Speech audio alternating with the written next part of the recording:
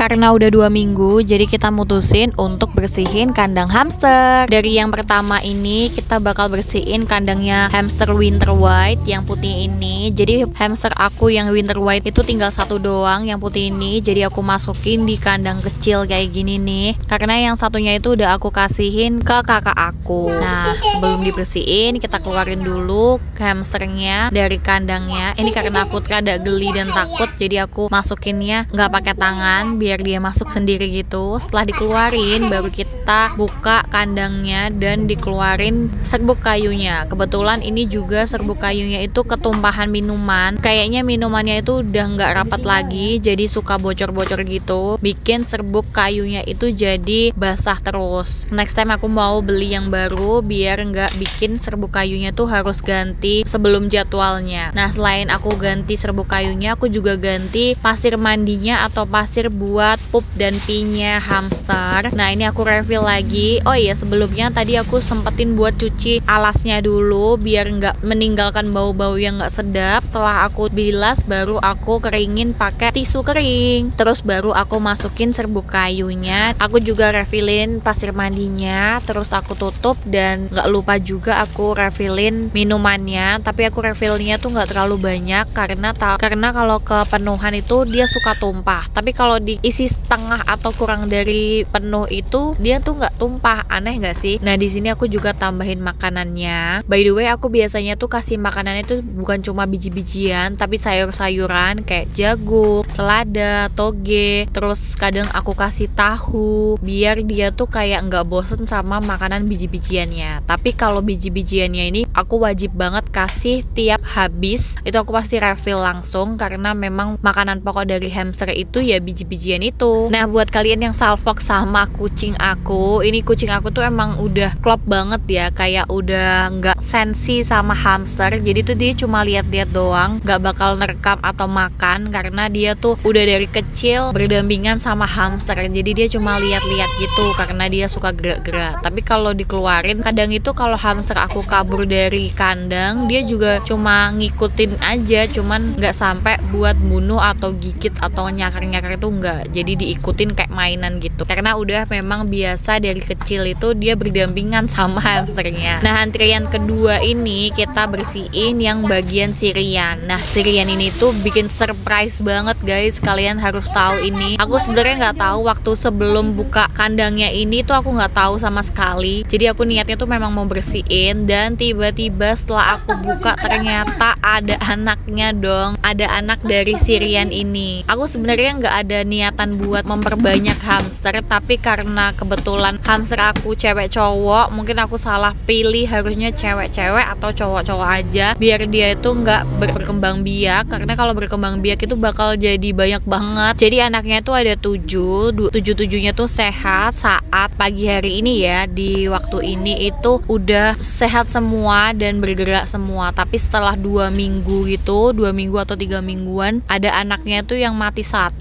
Jadi sisanya tuh ada 6 guys. Matinya tuh karena kegencet kayaknya. Soalnya kegencet atau kegeser jauh dari gerombolan anaknya gitu. Jadi dia udah biru-biru. Akhirnya kita kubur di tanah. Ini setelah kita tahu kalau anak hamsternya udah lahir, jadi kita bersihin sekalian aja karena udah bau banget. Takutnya juga nggak nyaman ke ibunya hamster atau anak-anaknya hamster atau bapaknya juga nggak nyaman karena udah lembab banget. Jadi kita putusin buat ganti. Walaupun banyak yang bilang kalau lagi lahiran itu jangan ganti, tapi aku mutusin buat ganti karena bener-bener udah nggak nyaman dan bau banget, jadi harus diganti banget. Nah, setelah itu aku pisahin antara ibunya sama anaknya. Aku nggak tahu nih dari jantannya itu sensitif atau enggak, karena kebanyakan kalau lahiran anak itu biasanya bapaknya hamster ini suka sensitif, jadi lebih baik dipisahin dulu. Aku pisahin antara ibu hamster sama bapak hamster ini pakai kardus, jadi masih satu kandang tapi terpisah oleh kardus. Jadi ibunya sama anaknya, terus bapaknya sendirian. Tapi untuk makanan sama minumannya sama-sama ada,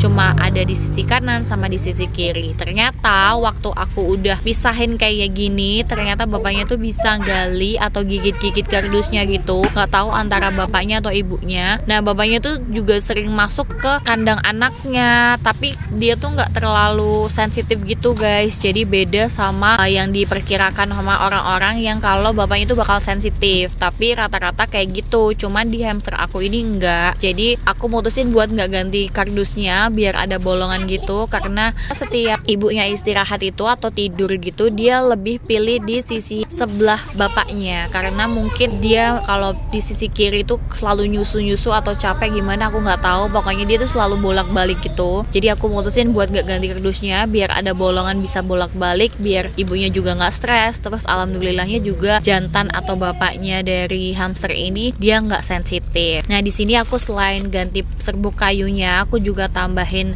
makanan biji-bijian, terus aku tambahin juga tisu, karena kita nggak tahu nih suhu yang aman dan nyaman buat bayi hamsternya. Jadi aku siapin satu tisu aja, kalau memang dia kedinginan pasti dia bakal bikin rumah buat anak hamsternya. Nah aku bakal update ke depannya gimana perkembangan dari bayi-bayi hamsternya itu. By the way, thank you so much for watching and see you in the next video.